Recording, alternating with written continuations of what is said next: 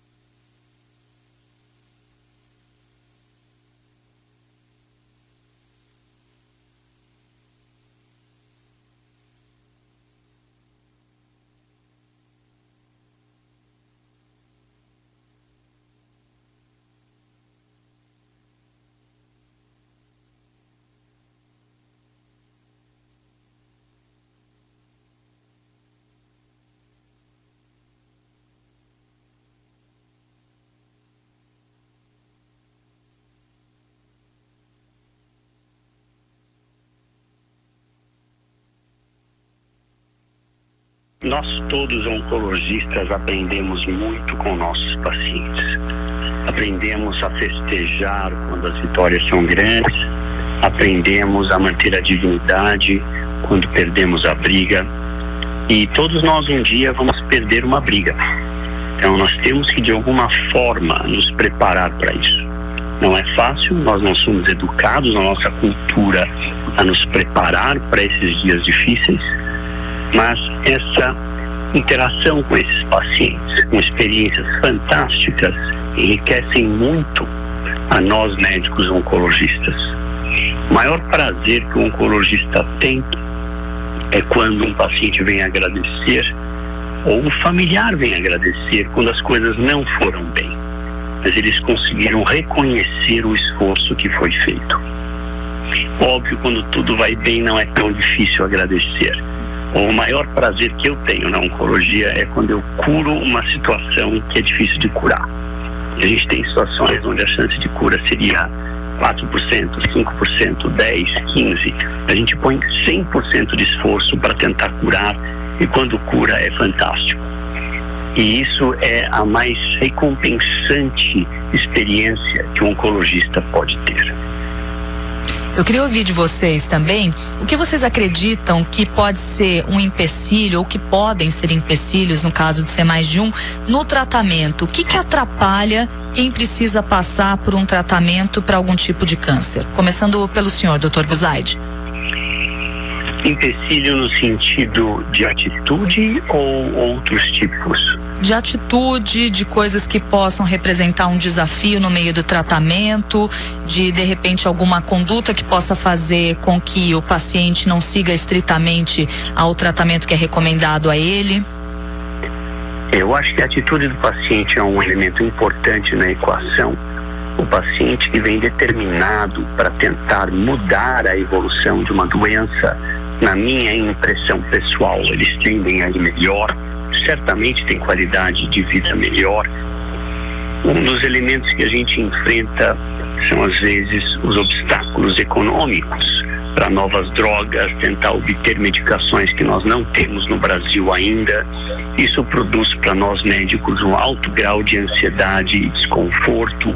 Nós tentamos, às vezes, obter estudos clínicos fora do Brasil, mas são em geral caros, não são totalmente cobertos pelo estudo. Então, esses obstáculos são reais no dia a dia do oncologista clínico. Para finalizar, eu queria saber de vocês dois se vocês têm uma percepção de que diferentes gerações, quando recebem um diagnóstico de câncer, lidam com a questão de um modo diferente também. Qual que é a sua avaliação sobre isso, Dr. Buzaide? Cada paciente vai lidar com a ideia, pelo menos, da finitude de uma maneira diferente. É uma pessoa bem idosa, em geral, ela tende a aceitar a situação de uma maneira muito mais tolerável do que um paciente extremamente jovem. Mas nós observamos na prática, às vezes, o absoluto oposto.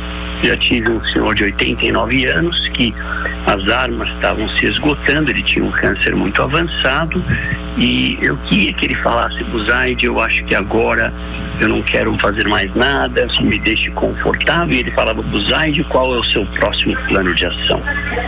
E em contraste, eu tive uma paciente de 20 anos de idade que não quis fazer tratamento nenhum contra o câncer. Simplesmente aceitou a história natural da doença, o que me entristeceu muito. Então, eu acho que o médico oncologista tem que expor os dados, as armas que nós temos para tratar, mas, acima de tudo, nós temos que respeitar o desejo de cada paciente. E você, doutora Juliana, qual a sua percepção a respeito da maneira como diferentes gerações podem receber um diagnóstico de câncer? Eu concordo com o Dr. Buzaide. Eu acho que, assim, isso é uma coisa cultural também, né? Eu acho que aqui no Brasil, a gente, como em algumas outras partes do mundo, a gente tende a ser mais protecionista com relação aos pacientes, no sentido que, por exemplo, tem muitas vezes que o familiar chega pra gente para conversar e fala: eu gostaria que você não contasse que o meu pai ou que o meu avô tem um câncer. A gente vai sentindo geralmente o que o paciente quer saber, até onde ele quer ir, porque ao contrário de outros países, como por exemplo nos Estados Unidos, onde geralmente tudo é muito bem explícito, você fala em porcentagens o tempo inteiro, independente da idade, né? Tudo muito claro. Aqui as pessoas, elas têm culturalmente nós somos diferentes, então e assim. Mas é isso, acho que o ponto aqui é a gente perceber o que o paciente quer saber, até onde ele quer ir. Isso pode variar um pouco a depender da idade, mas em geral os pacientes mais jovens, eles tendem a querer saber um pouco mais, enquanto os pacientes mais idosos, às vezes, eles querem, às vezes eles não querem saber muito, até pelo conceito que tinha antigamente, de que a palavra câncer era uma coisa que assustava tanto, né? Então, o que a gente costuma fazer é isso, a gente vai tentando saber o que o paciente quer, né? Que tipo de informação ele quer, e seguir com o tratamento de acordo com tudo isso, né? Até onde a gente pode ir, até onde também a gente não vai causar danos, né? Nosso objetivo sempre é fazer o melhor possível, e o tratamento às vezes pode ser muito agressivo, né? Então isso a gente vai avaliando, mas realmente a idade tem algum impacto, né? Isso, o que o paciente vai querer saber da sua doença. Doutora Juliana Pimenta, oncologista do Hospital Beneficência Portuguesa, também integrante do Comitê Científico do Instituto Vencer o Câncer. Muito obrigada por ter estado conosco hoje aqui no CBN Gerações. Obrigada a você. E também doutor Antônio Buzaide, oncologista, um dos fundadores do Instituto Vencer o Câncer, também trazendo toda a sua experiência para essa nossa conversa hoje. Muito obrigada, até uma próxima. Eu que agradeço, muito obrigado. CBN Gerações de hoje vai ficando por aqui, com a produção da Joyce Murasaki e os trabalhos técnicos do Johnny Ribeiro. Apresentação: Cássia Godoy. Eu espero por você na semana que vem. Até lá.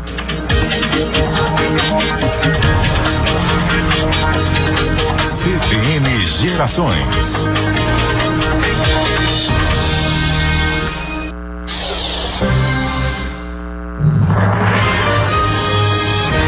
Repórter CBN. Oferecimento Bradesco Seguros. Bradesco Seguros, com você sempre.